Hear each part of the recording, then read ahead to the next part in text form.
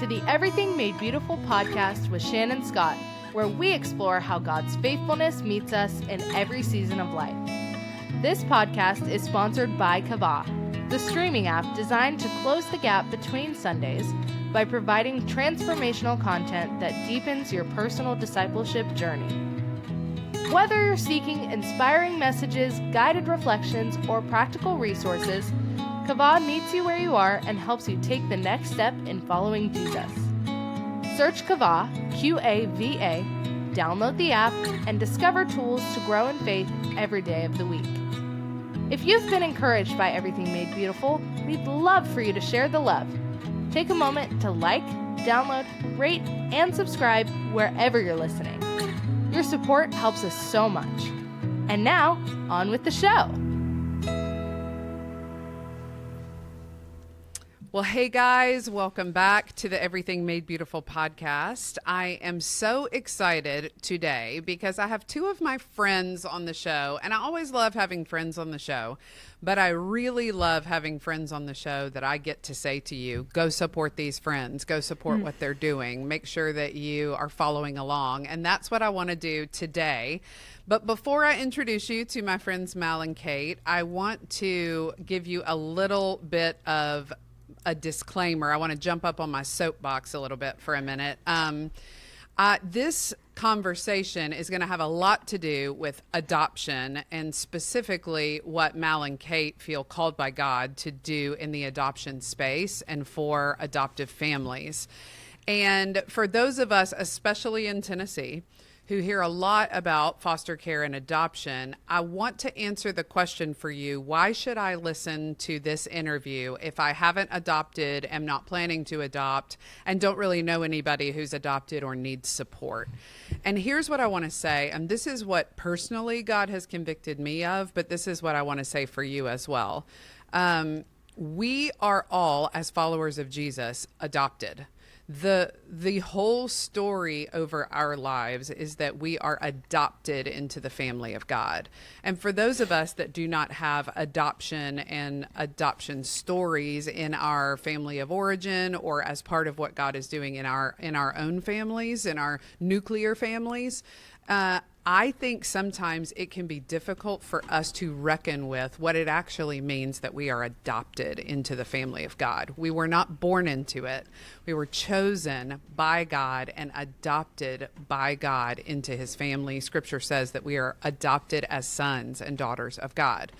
And so because of that, I think that we as believers have got to have as part of our ethos, as part of what we engage in, support for those who are in their own families pursuing adoption or have adopted, or for birth moms who believe that the best course for their children is that they be adopted into homes that love and care for them in a way that perhaps a birth mom cannot in this season of her life. So we're going to talk a little bit about that, but sometimes we as believers can be like, oh, this doesn't apply to me, so I'm out. And I would just ask, if that's what you thought, I would ask that you stay, because I actually believe in the sovereignty of God, as you know, because I preach it all the time. But you clicked on this podcast and you're hearing this right now on purpose. And I think it might be because there's something for you in our conversation. So I'm going to climb down off my soapbox now, but I just wanted to say that because I think that preparation is key. So, Mal, Kate, welcome to the Everything Made Beautiful podcast. This is Malorie Elrod and Katelyn Duckworth, and they are my dear friends. How are you guys today? Hi, we are good. Thank you so much for having us on the show. And I kind of want to piggyback off what you say too, and say the goal of this is not going to be to convince you to adopt, because I feel like a lot of people check out too because they're like, oh, I don't want to adopt, so I'm not going to listen to this because I don't want to be convinced or convicted. But Kate and I do something really special that's supporting the adopting community in other ways than just adopting. But thank you so much for allowing us to come on and share our stories. Absolutely. Yeah, I'm so excited to be here. And when we've been friends for a while, known each other, but when you asked us to be in the podcast, I was like, me? Because you have quite the list of guests on your podcast. I'm like, little old me. Well, you have the guest list. So I feel honored that you've asked Malorie and I to come on and share our hearts, share about funding love, and why this matters. So I'm so excited. For sure. Well, you guys are right there at the top of the list. I'm so excited that you are on the podcast. So I'd love for you to just each take a minute and share just a little bit about yourselves, and then how you became passionate about adoption and about birth moms, because I know that's really significant in both of your stories. So whichever one of you wants to start off, we would just love to hear a little bit about you, and then I can't wait to talk about what you guys are doing. Yeah, go ahead. I'll let you go first, Mel. Okay, so I am Malorie Elrod. My friends all call me Mal, and I am connected to the adoptive community because I am an adoptive mom. Adoption was something that was on my heart since childhood. Like, I just always felt compelled by the stories, always felt drawn to building a family through adoption. And so when me and my husband were even dating, we talked about it. And then when we got married, we had 3 biological, and I was like, okay, we talked about this now. It's time to adopt. So we did. We brought our 4th into our family through domestic infant adoption. We do have an open adoption. So I just feel like it was something that the Lord had, you talk about sovereignty, in the plan for my life for the entirety of my life. But it's been cool to see him grow me in that. If you would have asked like 12-year-old Malorie what adoption would have looked like for her, it would be a way different answer than what 20-year-old Malorie would have said adoption looked like for her. And then now 38-year-old Malorie, what adoption actually looks like, and what the story that the Lord has brought me to. So when it comes to birth moms and that role, that was really during our adoption process. I think I would admit that I came into the adoption process probably selfish, probably, self-seeking, thinking that I was doing a good thing. And not that we weren't, but that was kind of like the idea behind it. I was definitely immersed in like culture's view of adoption, I would say. But throughout the process of bringing home our son, really having my eyes opened, the Lord like really digging through my heart and convicting me, and opening up compassion and awareness. And our hearts, mine and my husband's, really broke, and then felt called towards the birth mom community. So our hearts towards adoption completely shifted during that process of being like, okay, no, we do want an open adoption. We do want to not only like parent a child, but really fold in his birth family and allow him to have that his whole life, fold her in and love on her as well. So it really kind of blew open our idea of just like parenting a child to folding in a family. And so that's really where the shift came for me. Yeah. And define open adoption for people in case they don't kind of know all the terms. What Absolutely. is open adoption? Yeah, so open adoption, there's different ideas of it throughout the adoption community. Some will say it's open if you even just know a little bit about your birth family. Right. But for the most part, adoption is like an open adoption is like a scale. You can go from anywhere to, I know the names of my birth family and I know my medical history, to we see them on a weekly basis. So it's kind of like this sliding scale, but it basically means they have information about their birth family, and in a lot of cases, it means that they have a relationship with their birth family. For our son, we have a relationship with his birth mom. We speak from time to time with his birth dad, but we haven't like met him in person, but we'll see his birth mom quite often in person. So that's for us what open adoption means, is she's in our lives. Yeah, it's great. Yeah. I mean, gosh, so much of what Mal said is so much of my story as well. I'm an adoptive mom to 2 little girls, so that's my connection to the adoption community. Mm-hmm. And Malorie and I, just folding in like where Malorie comes into that, we became friends right around that time that we were starting our adoption process. We had filled out the paperwork, we were going through our home study, and Malorie had just been through it not too long before. And so she was that person that I just, like, what do I expect here? This is like an unknown territory. And a lot of the same feelings of like, I know that I was meant to adopt. Like, so a little bit of that for me is, I remember, I don't know, 12, 13, 14 years old. I was at church, and they had those like angel trees that you like picked at Christmas time. So you pick something off. I'm going to buy something for a 4-year-old girl or a 7-year-old girl or whatever. And I remember thinking like, oh, one day I'm just going to take that little girl home, and she's going to, I'm going to get to love on that little girl, and she's going to be mine. So that was like the first thing. I was like, oh, I think I'm going to do that. And then that grew in me. So dare I say that's like a little nugget, right? Little nugget that was like along the way. But then when we, got married and Adam knew that that was on my heart. But you do, because you don't know any better, you start the adoption process self-seeking, for the idea to bring home a child and to be a parent. We don't have any biological children of our own. We knew that this is how we were going to grow our family. So we only went the adoption route. But it wasn't long until you are educated. Thankfully, a lot of the agencies now say, okay, just so you know, when we go into this, birth mom is in charge, or expectant mom. So it's expectant mom until she even has the child. And then it's, and then once she signs the papers, it's birth mom. So you learn all of that because you don't know. Language is wrong. Your intentions are wrong. Everything is so not good until afterwards you realize how ashamed you are of yourself. Thinking back, you're like, oh my gosh. But we brought our oldest home, Libby, and where my heart for birth mothers really came in was those first few weeks, first few months, where I felt like I shouldn't be in this position. Like, I shouldn't be the one, seeing her first coo. I shouldn't be the one holding her and sleeping, soothing her when she's crying or being so proud of her. Like, I shouldn't be the one here. Like, it felt very wrong almost.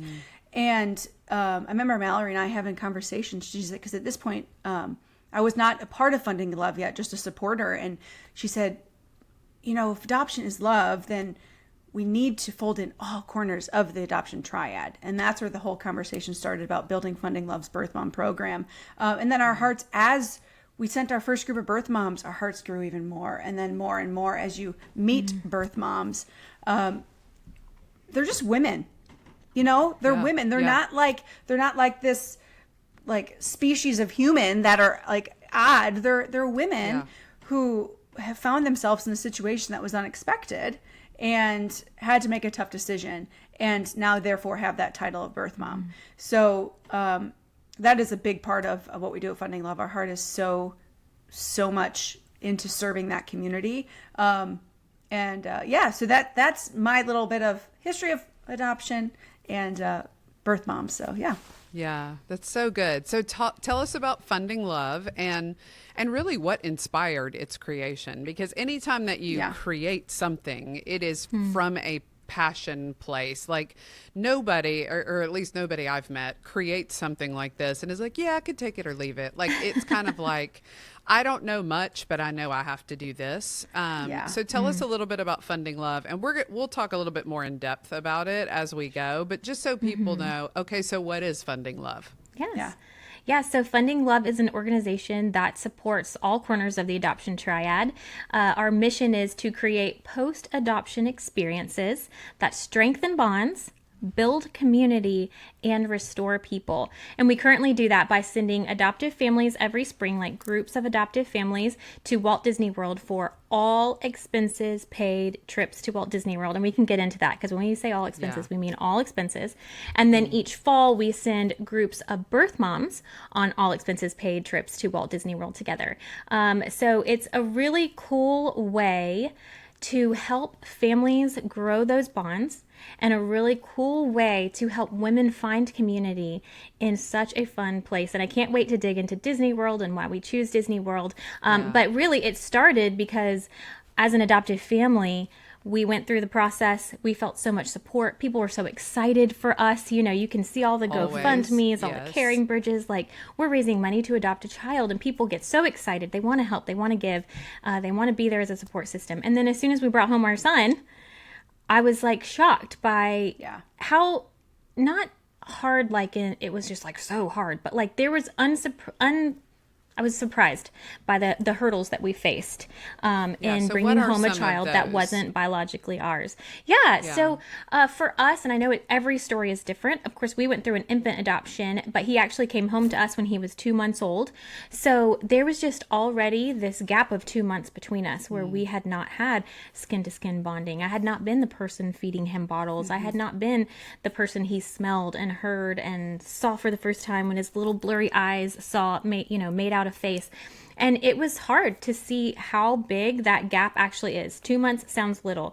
And we hear all the time in adoption too, like, well, you brought him home as a baby, so there's no trauma. Like, wow, so not true. Science backs that, like, even you can even experience trauma in utero. So, you know, we had a gap of like trying to bond with him. He didn't want me to really rock him to sleep. He didn't really want to be held. He wanted, you know, and so there was these hard things, and there was no one to talk to. There was no one saying, oh, I understand, try this. Oh, yeah, that season is hard, like validating the feelings. I almost felt guilty over the hard feelings because I didn't want to admit that it was hard, because it was this thing that we had willingly gone into. We've been celebrated, people had supported us. And so then you feel guilty saying, this is really hard, I need help. And so I saw that huge gap there. Do you find too that there was probably an assumption, well, she's already got 3 kids. She knows what she's doing. Oh, absolutely. Absolutely. Yeah. For sure. Like, oh, she already knows how to raise a baby. Well, yeah, you can't. I knew how to feed a baby, put a baby to sleep, change a diaper. But, you know, all of these emotional connections and things like that, that was totally surprising to me. And so seeing that gap there post-placement and realizing that I actually wasn't alone, I don't know. I feel like the Holy Spirit led me through it all as well, because I just knew, like, this can't just be me. I know that this is something that they didn't talk about. You know how, like, you also go through pregnancy, Shannon, and then on the backside, you're like, why didn't anybody, all the women know that this is what happens, or that you have to do this afterwards, and no one told me about that. Why didn't they tell me? This wasn't in the book. yeah, exactly. It kind of felt like that as adoption. It was like, I know this has to be common, but nobody talks about it. Why is no one talking about it? And so I just really felt the call. I remember specifically the moment when I really felt the Lord tell me that Funding Love needed to be an organization. And that was because our family is a Disney family. We love Disney. Disney is a place where we bond. And we were able to take Mason there, our son, and have his first trip when he was only 8 months old, and like see the way it felt like we were folding him into our family. He was becoming an Elrod. We were experiencing the things with him that we experienced with our other children. And it just felt like we were building bonds and connections at an expedited rate. And we just wanted that for all adoptive families. And I think adoptive families need all kinds of support, but this was one kind of support that we felt equipped to be able to help them with. And I was like, babe, we've got to send adoptive families to Walt Disney World. They've got to have these Disney trips. And so that's really how Funding Love was born. And it was born in that gap that I personally experienced through my own parenting journey. Well, and I would say, and the expense of adoption alone certainly probably precludes 99% of adoptive families from ever getting to take a trip to Walt Disney World that they pay for, much less an all expenses paid trip that someone else pays for. And within that time span of becoming a new family too. Because for Funding Love, we send our adoptive families within the first 2 years of their finalization, because our goal is on building those bonds. And so for an adoptive family, like you say, that has adoption debt out the wazoo, on top of perhaps new medical bills, new therapy bills, you just don't have that opportunity to take a vacation that close into finalization. And we really want to step in that gap and be like, I know it's a hard season, and we're going to come in and take that gap, take care of that, and step in that gap for you. And it's the power of shared experience. Like, how many times as women, as friends, like, we go on a trip together, and now it feels like besties for the resty. You know what I'm saying? It is so true.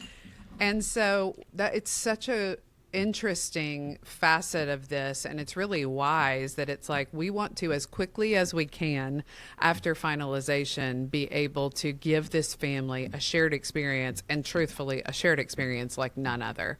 That's so good. Kate, I'd love for you to talk a little bit about the fact that birth moms often get overlooked in the adoption conversation. I love that they are birth moms. I think it's really important to say out loud that just because someone does not raise the child they bore does not mean they are not a mother.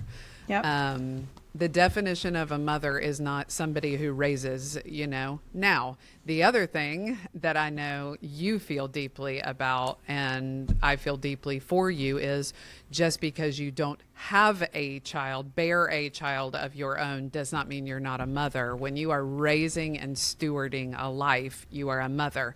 Be it a spiritual mother, be it, relational, social, any of us women, I'm saying this to all of us, who have the opportunity to pour into and steward another life, especially someone younger than us.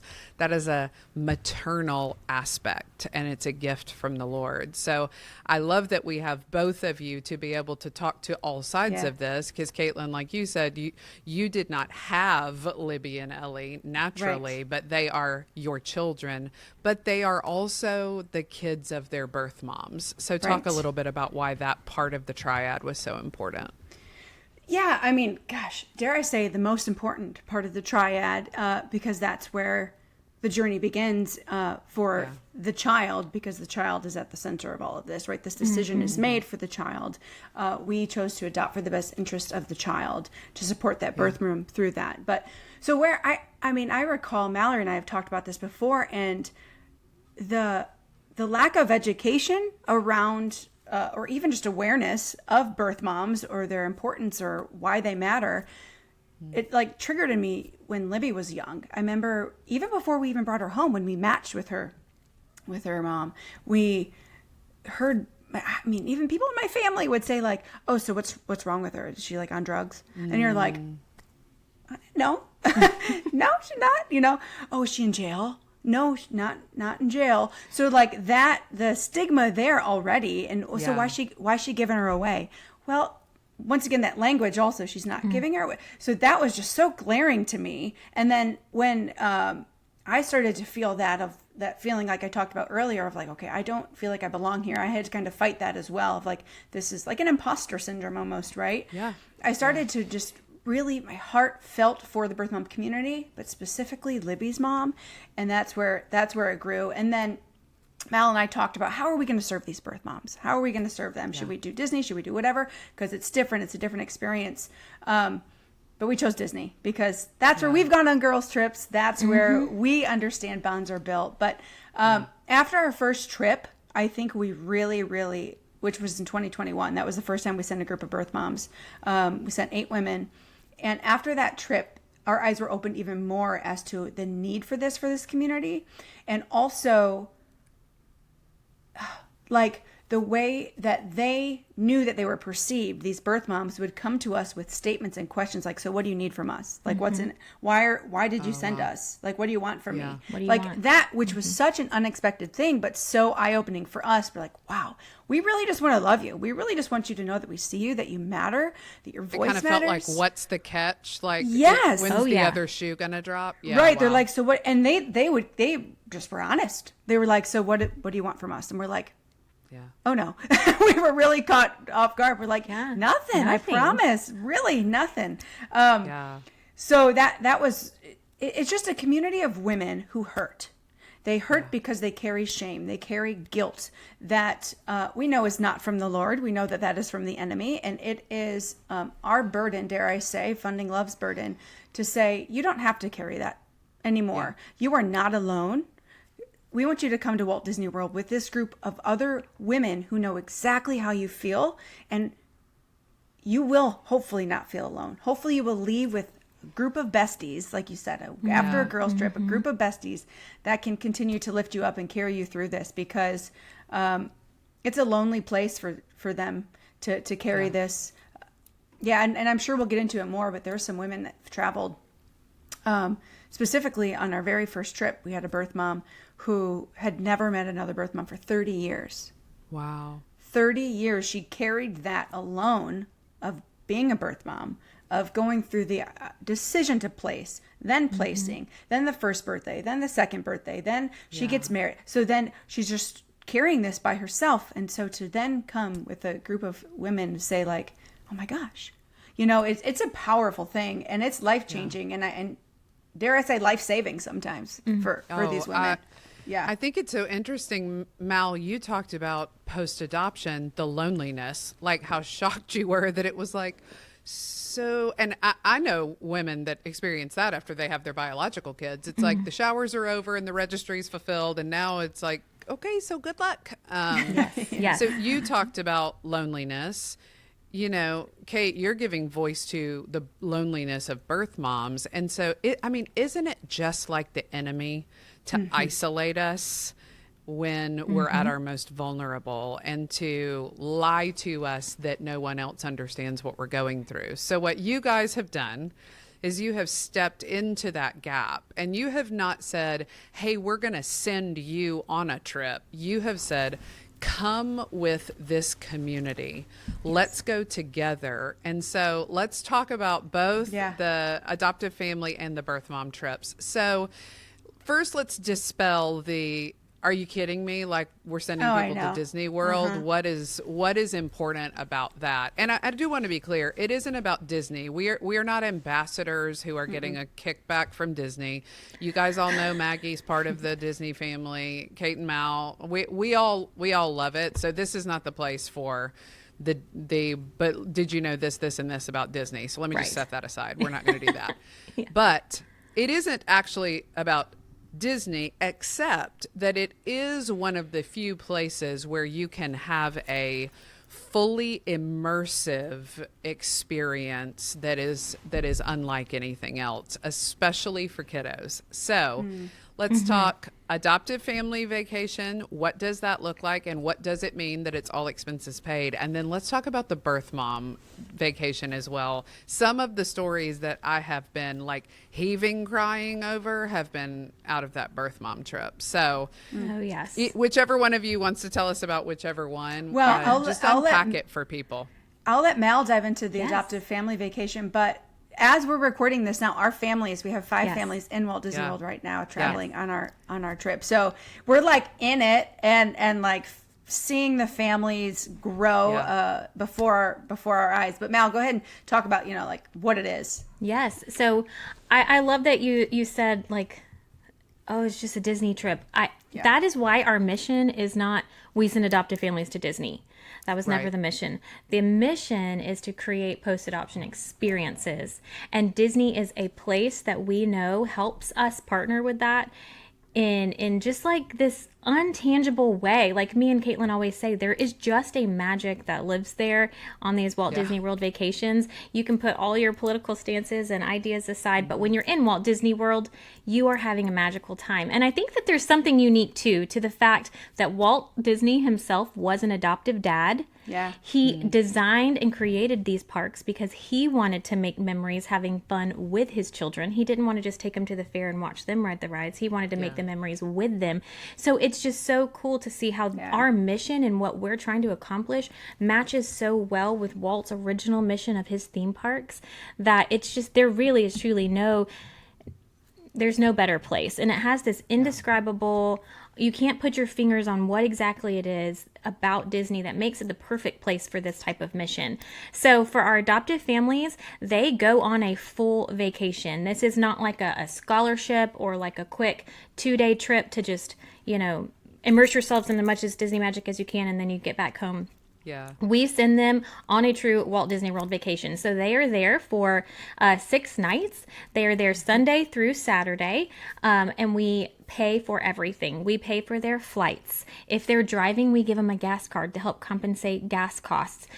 We pay for their hotel room. It's a Walt Disney World hotel. We're not keeping them off property in like a group home. We're on Walt Disney World property. We are getting their park tickets. We give them gift cards for souvenirs. We have the memory maker, which is where the Disney photographers take your pictures. And usually if you don't pay for memory maker, you get the little like Walt Disney World photo across your pictures. We want them to take those pictures home with them. So we compensate for that. We get their food. They're on the Disney dining plan so that they can have food and snacks. I'm talking from top to bottom. The only thing that they would have to pay for is if they have to take time off work and they don't get compensated for that. So it's literally just the time off work. We don't want this to be a financial burden. We don't want to say, here's tickets to Disney, but figure out how to get here. We really wanted them to be able to say yes to these trips, like a very easy yes. And so we send, like I said, like several families at one time to kind of play into that community part. So an adoptive mom can see another adoptive mom, an adoptive dad can look at another adoptive dad and be like, hey, you're awesome. You're doing a great job, Dad. Our kids are the same. We have similar stories. No story is exactly the same, but it's still so powerful to be in a room with people that understand, where you're coming in and all of those things that you feel like you have to explain to other people, you don't have to explain them. Like if your child has trauma and they have certain reactions to bright noises or loud sounds or overstimulation or anything, and they have a reaction, you don't have to apologize for it, because everybody in this room understands, and we're all saying, you're doing a good job, Mom. So I don't know, they're very powerful trips. We have one park each day, and then they have a rest day in between. So currently our families that are here this week are on their rest day. They are having a pool day at their Coronado Springs Resort. Going to do dinner at Disney Springs. They've already done a full day in Animal Kingdom, a full day in Hollywood Studios. Tomorrow is their Epcot day, and then they'll end with Magic Kingdom with those amazing fireworks over the castle. Yes. So I mean, it is a Disney vacation. It's a whole Disney vacation, but more than that, it is curated experiences to help them break away from life, strengthen those bonds as these freshly made families, and find community with other adoptive families around them. Yeah. And another thing, though, Mal, that because Disney is overwhelming, and someone's thinking like, I couldn't go to Disney for 6 days by myself. Like, what would I do? We have magic makers. Yes. We have volunteers who fundraise to be there, who are their, dare I say, VIP guide all week long. They help with the kiddos. They help get the food. They help watch them. They help wrangle the kids. Yes. They help. Hey, bathroom's this way. Why don't we take a bathroom break before we get in line, because we know this, and this. Yeah. They help guide them. So these parents not only are coming to Walt Disney World to see their kids light up, but they don't have to worry about it. Right. They don't have to know what's next. They just are following along and enjoying. And that is like, that's like priceless. Yeah. It's amazing. Those magic makers are such a key part of our trip. Some people just heard that and were like, oh my gosh, how do I become a magic maker? Yeah, I know, right? Yeah, so truly. I wanted to say our magic makers, they might think that, or they might be like, absolutely not. I don't know this stranger. It goes both ways. We understand that. But when we say magic makers, like, these are vetted Disney adults. These are people that know Disney like the back of their hand. They're vetted. We get background checks on them, but also we're finding their strengths and placing them in families where those strengths can be used best. Like, for example, we have a family here this week whose son has autism, and their magic maker is a parent of a child with autism. So it's not intimidating for her. She understands. And it was so powerful to see night one, he was kind of having some struggles because it was a long travel day. He was tired and he was in the floor playing with some trucks, and his magic maker got right down in the floor with him and was playing. And Mom and Dad, I think the dad actually communicated, I think at that point that night, there's this already feels like a weight's being lifted. Like, we have a partner here that's going to be here with us to help us with Disney. But not only is she an expert in Disney, she understands my son. And so I think that's something we're really intentional with at Funding Love. And I think it's something that really sets us apart from other vacation granting organizations. Yeah. The thing I love about what you're describing, back to our spiritual illustration of adoption in the beginning, the spiritual illustrations have no end, but the way that you guys are lavishing this on these adoptive families, that is how the love of God for us is dispensed. It is not, we'd love for you to experience this, figure out how to make it happen. It's, you don't have to figure anything out. This is how much love we are going to lavish on you. And I love for any of your families who may have struggled to comprehend the love of God up to this point, they are having a real life example of what it feels like to be lavishly loved, to be surrounded, to have their needs met and provided for. And oh my goodness, I love it. And I love that you also do this for birth moms. So Kate, talk about that experience, because even just some of the things that you've said, think about this for a birth mom, has been mind-blowing for me. So talk a little bit about those trips. So lavish is kind of like the word that we pamper, lavish. Like, we just want, the trip does look different for birth moms than it does for families, just because it has to. Like, it's, you don't have, there's no kids involved, there's no strollers, none of those things that you have to do. And it's a shorter trip. So we welcome the women. We do, the first night is always that night with white linens, 7-course meal. We usually have some sort of musical numbers. We have a visit from one of our favorite guests, Minnie Mouse, the last few years. And then we watch fireworks over Magic Kingdom from the Contemporaries, what we've done. So that first night, we just want to say, we want this to set the tone. We want you to know that this is how you deserve to be treated, that you are worthy of this. Please take this. Please let us do this for you. And know that you don't owe us anything. Like, you don't owe us anything. You have a seat at our table. You have a voice in this community. And we want you to just like bathe in it. Like, just bathe in it. And sorry, I'm getting emotional. I mean, it is. It's hard not to when you're there. It's the first night, some of these women, like I said, come in feeling a little like tiptoeing in, like, what am I supposed to do? How am I supposed to act? Who am I supposed to be? And then by the end of that night, they've sat around round tables with other women who have shared experiences, and it just sets the tone. And it's really, I mean, I love the family trip, but I leave the birth mom vacation feeling like, oh my gosh, Funding Love is doing work. Like, I leave it. And then we start off the next day. We have a VIP tour. So VIP tour, we know is hard. You only have 7 hours. So you can't hit all the parks. So we have magic makers for our birth mom trip as well, because first of all, rallying a bunch of women who are excited. We're like, not this way. Be at the bus this time. So we do Animal Kingdom in the morning typically, because that's not a VIP tour stop. And then we nail the other parks in the VIP tour, ending at Magic Kingdom with fireworks in the VIP viewing area. So you are in the VIP area, ending with Mickey ice cream bars. Just it's so good. And then the next day is usually just the park free day, right? They can park hop. We start usually together, and then from there they kind of go their own way in groups, because by that point they've kind of paired off or gotten in some groups. And then we end it the next day. We have a community day for them as well. Pool day. Let's really build on the bonds that we've started to build. Let's solidify this community that we've gotten to know each other in line for Space Mountain, in line for this. We've started that, but let's really learn about each other. And so that's that day. And then we end with a farewell dinner that's usually just as delicious as the first dinner at Disney Springs with some shopping, dinner. It's really cool. It's just really cool to see women like really allow themselves to be like a 7-year-old girl again, get excited about a princess, kind of forget for a minute why they're there. Like, they're not there. They are there because they're birth moms, right? But they're not receiving it because, I don't know, they're worthy of it, regardless of that they're a birth mom. So you can see those walls start to come down, and by the time they get to fireworks on that VIP day, they're hugging and singing and dancing, and it's powerful.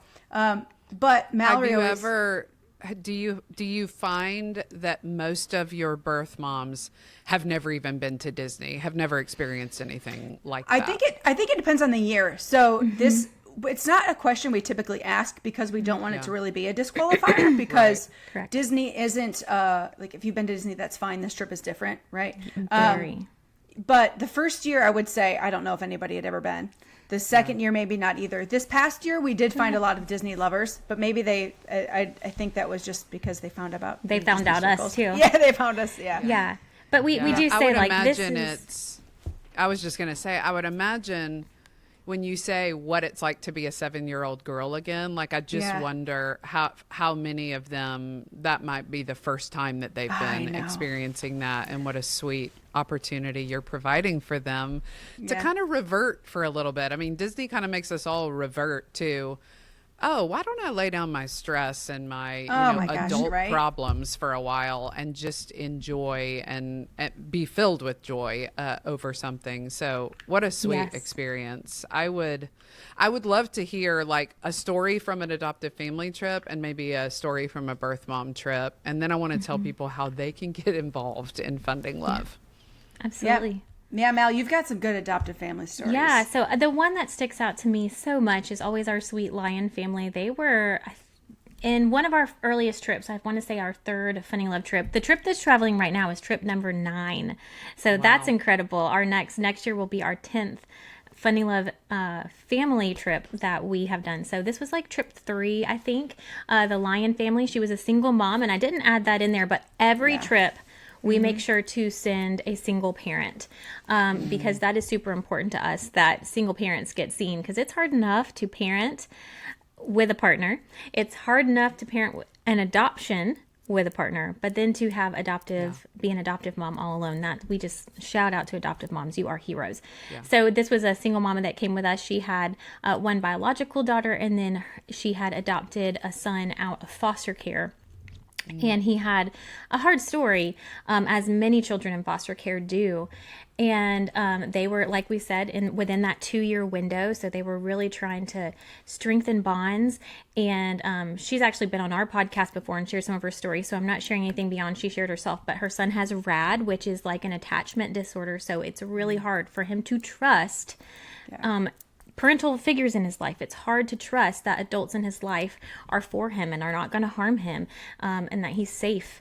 And so during that trip, she said that they sat down at the Beauty and the Beast show in Hollywood Studios, and she just started breaking down and like tearing up because she realized the Beast was like, she saw her son in that character of like hard things happen to him, and he put on this shell of like, when you get close to me, I'm gonna growl at you and I'm gonna get angry, but inside is just this person that's just longing to be loved and doesn't know how to let people in. And so she saw her son in that moment, and it just like created this bond between the two of them of understanding. And she said that there was like breakthrough moments that she had with him, and she literally wrote in her review afterwards that she felt like they had done more during that 1 week of vacation and had more progress than had been in like months of therapy back home.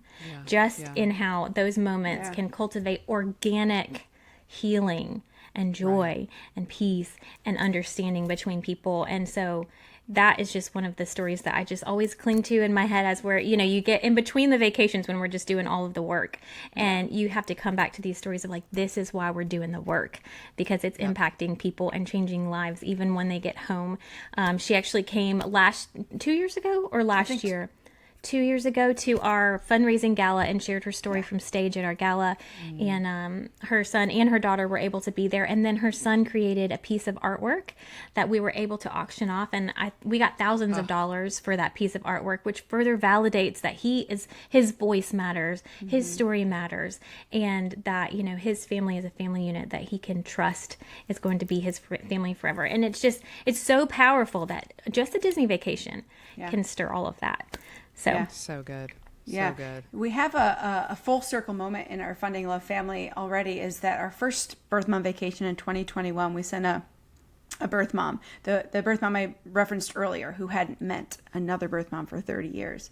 Well, the daughter she placed, her name is Katelyn, her and her family, because she became an adoptive mom herself, her and her husband decided that they were going to grow their family through adoption, but they were one of our Funding Love families that traveled last year. So birth mom traveled, her daughter that she placed traveled with her family. And so she's built through adoption. She's built through adoption. So it was a really cool full circle moment. And that family, the Breitenstein family, we shared about them at the gala last year. They had a big breakthrough moment as well, where, Mel, I'll let you share it because you have the words better around what she said because you were there with her. But it was like one of those like, she actually submitted like a whole letter that I was able to read from stage about her loss after placement. Like we know that the birth mom experiences loss because she's placed her child. We know that the child experiences loss because now they are in a family that is not biologically theirs, and there is, like I said, the sights, the smells, the sounds, everything is different. But then for her as an adoptive mom, expectations of what it would be like, expectations of the child she thought she was going to bring home that she didn't, and like all the loss that surrounded that, and experiencing postpartum depression even though she had not carried the child. And her breakthrough moment, watching the fireworks at Epcot. It was the fireworks, it was the song that played, and her husband holding their daughter, and just this healing moment of like, wow, it didn't turn out like I expected, but it turned out how it was supposed to be, and this is my girl. And I got chills, just like, ooh, I know right now. I know, like, this is what was meant to be, and I am her mom, and she is my daughter, and this is what was meant to be. It might not have been what I thought it would be, but it was what was meant to be.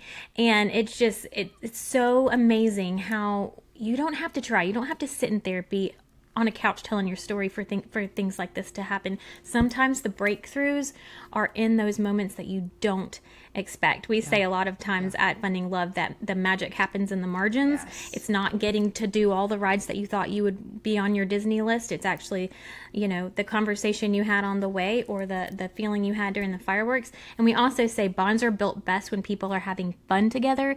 And it's been so cool to watch those walls come down between parents and child that have really struggled to trust. In just a moment of fun, walls start to crumble. And it's just so incredible to witness. And we witnessed that on the birth mom vacation too. So why don't you share some birth mom stories? Oh, yeah. I mean, the one story, birth mom, Paula, she came to our gala last year and shared her story as well. So I don't want to share any stories or say names if they haven't already shared on our behalf. But she, I remember when she arrived, we were kind of in the lobby welcoming the birth moms as they were arriving, and we walked her up to her room. We had her little welcome basket, and it had like all these fun little things, like to make sure they're hydrated, to make sure they have a poncho, snacks, all the things, right, to make them feel welcome. And we walked her to her room, and we like put it in there, and on the TV it has their name at Disney, welcome to this family. And so we walked her up there, and she, we were like, okay, well, get settled in her room, and she turned around and looked at us weeping, and she just was like, why did you choose me? I was not prepared for that. And I said, I just hugged her. I said, because we love you and you matter. And this is your time. I don't even remember what I said. You're meant to be here. Yeah, you're meant to. I don't even remember what I said in the moment, but I remember there was tears shed. We embraced, and she said, just thank you so much. And she said, I have never met another birth mom. She goes, my child that I placed is 10 years old, and I've never met another birth mom my whole life, since I placed.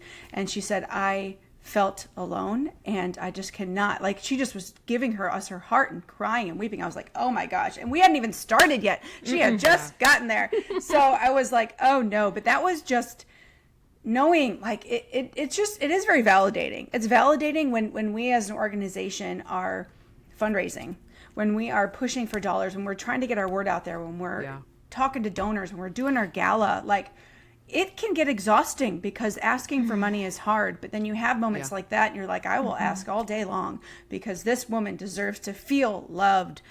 She does, like, there's nothing more powerful than strong family units and confident women in this world. Like, we need strong family units, and we need confident women who know they are worthy. And like, that is that's our mission. Yes. Like, like Shannon, you started this, if you're not an adoptive family, if you don't know anything about adoption, you're not connected, that doesn't really matter to support Funding Love. You don't need to be in that community, and you don't need to be passionate necessarily about adoption. But I don't know anybody who isn't passionate about families, in general. These families are families. Yes, they're adoptive families, but they're families. They're families who need you to wrap their arms around them as well. So that's what I say. So we serve families and we serve women in the adoption space, but we serve families and women. That's one story that I tell over and over again because maybe it hit me personally, but it was good. Yeah, and I'm reminded too of when we did interviews after our this past September on our birth mom vacation. We had 14 women travel with us, and we gave them an opportunity. We on their community day, we said, hey, me and Katelyn are going to be in our room with a video camera. If you would like to share your story with our donors, feel free to stop by. It was not obligated. They could just sign up and come if they wanted to. And one of the women got teary-eyed during sharing her story and saying that Funding Love was the first organization she's like interacted with that supported birth moms that wasn't run by birth moms. She said that we have to support each other, like the ones that are further along in their healing. I'm doing like air quotes if you're just listening, but like they're the ones that are in turn serving the ones that are fresh, and the hurt is still fresh. She's like, we don't have people that care or see us that are outside of the community. That's very rare. And like, she had never interacted in a space like that. And here we are at Funding Love, where we're not birth moms. It's not run by birth moms, and yet we're serving birth moms, and how unique that was. And it opened up my eyes, and I think it opened up Katelyn's eyes, and that like more people that are not birth moms need to stand up and give voice and platform and support to women that are birth moms. Like we have to, we can't just leave them to their own. We need to come and rally around and support them. Yeah, it's so good. Well, we're going to end in just a minute with how people can support Funding Love, because that's really important to me. But before we go there, I want to ask you the question that I ask all my guests at the end of our podcast, which is, if you could design your perfect, beautiful day, what would it look like from start to finish? And there are no restrictions. So if you need to teleport or you need to be able to be, you know, invisible, or you need to not have allergies, all of that is on the table. Oh, so wow. what is your perfect, beautiful day? You got this, Katelyn? You go, girl. You go, girl. Oh, you want me to go? Yeah. Okay. Well, I mean, I didn't put all of that on there, like the invisibility. That might actually go along in mine anyways. That's a great superpower to have, especially for me that's an introvert. And I think that my perfect day really is flex on my, you know, where I'm at emotionally. Am I tired? Am I excited? Am I, you know. But in this stage of life, raising 4 tween teens and being a homeschooling mom and running Funding Love and doing all the things. Listen, my perfect day would be in my bed. Just teleport me to my bed. Like, I love my bed. And so I would want to wake up, have coffee in bed. I would want to read a book. I would want to do my Bible study and take all of the time that I need. I would want to eat Chinese food. That would be required. I love, like, it's like a comfort food for me. So I'd probably start out majority of the day in my bed and then maybe move downstairs for a movie night with my family, because I love watching films. So I would pick a film that I want to watch, probably an old classic that would bore my children. But if we are doing my perfect day, they're so hyped to watch Casablanca. They're so into it. Yes, they are. They're like, yes, Mom, can we please watch An Affair to Remember again? And so, and then I'm probably going to have like a really yummy cocktail or beverage with a dinner with my family circled around the TV. That would be like my perfect day right now, because I just need some like cocooning and chill. So that's me right now. Love it. I love it. I can totally get on board with that day. Okay, Kate. Yeah, well, I love mornings. Like, I love the feeling of morning. I love a slow morning. So like my perfect day would be like that, having that feeling of morning all day long. Like, like sipping my coffee, families are on the sofa just hanging. We don't have to be anywhere because it's morning all day long. You know, it's just that feeling. And I love coffee. So I would have coffee all day long. I'd probably have some good sourdough bread that's fresh out of the oven. And you make it, so that is that has to be part of it. I make it, and I cut my finger off doing so. No, so I mean, it would be a relatively simple day. We're a family that's on the go a lot, so I think it would be order some food in, probably some sort of pizza or Italian, and my kids everyone's behaving and napping as they should be. Cleaning up. Yeah. And then we cuddle on the sofa and watch something together as well. Like, it really is being at home. I would say that's probably a perfect day. But there's got to be some sort of like mountain air in there. Like, maybe I go on the balcony and I see mountains with some mountain air, like in my perfect day. Yeah. You know what I mean? Yeah. I love that morning, crisp, cool, clean mountain air. So that would be somewhere in the morning. I love it. I love both of your days. I think I could get on board with both of your days. Sometimes people share their day and I'm like, why is there so much hiking involved in this day? I do not hike. But you guys are like, yeah, y'all are like staying in bed, ordering food in. Like, I'm totally down for these days. Yeah. You can tell we're in the thick of motherhood. Exactly. Yeah. In the tired years. Yes. Thank you guys so much for being on the podcast and sharing about Funding Love. You know, the entire genesis of this show was, it is a passion of my life to keep putting in front of people that an accurate theology and view of God is one that believes to our very core that he is making everything beautiful. And if there is any better example than adoption of how God is making everything beautiful, I'm not sure what it is. But for both adoptive families, they see God make everything beautiful in its time. And you guys are making sure that birth moms as well see how God can make everything beautiful through adoption. And so I want to unashamedly say to you, my audience, that I want you, if you are not supporting any adoption work anywhere, then I want you to start supporting Funding Love. I want you to get on the website. I want you to look at how you can give. You can give one time. You can give in a recurring fashion. You can come to our gala that we are going to be having at the end of April in Orlando. If you're like, man, they've been talking about Disney and now I kind of want to go to Disney. You should go at the end of April, and on Friday night, you should come to the Four Seasons Orlando to our fundraising gala. You can find out all the information about that on the Funding Love website as well. For those of you, and I know I'm talking to some of you, who have significant financial resources that God has given you, and you believe that you are a steward of those resources, then this is one of the ways I want to put before you that those resources can be used to continue investing in what God is making beautiful in its time, which is the families and the birth moms who are experiencing the miracle and the gift of adoption, and the kiddos that are the beneficiaries of the way that God is rewriting beauty from ashes, beauty from ashes. And so that's why I wanted you to hear from Katelyn and Malorie. I believe in Funding Love. I am producing the event at the end of April. I said, how can I serve? I've recruited my friends. I have assigned my family. We're all going to be there. We are all doing it. And I don't think there is a better way that you can invest in what the kingdom of God is doing in the earth than to be invested in the work of adoption. So whether that's something in your local city, whether that's through your local church, or whether that's through Funding Love, I think Katelyn and Malorie would say, do something.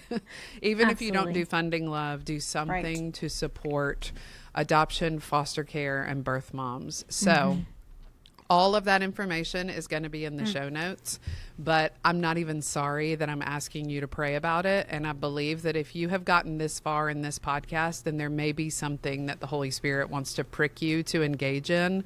And I think you should absolutely say a resounding yes to however he's leading you. So I'm going to put all of Mal and Kate's information in the show notes, Funding Love's information in the show notes, and it's our prayer that you would know more than you did when this podcast started about what is facing adoptive families and birth moms, but also that you would know that there is a way that you can be involved.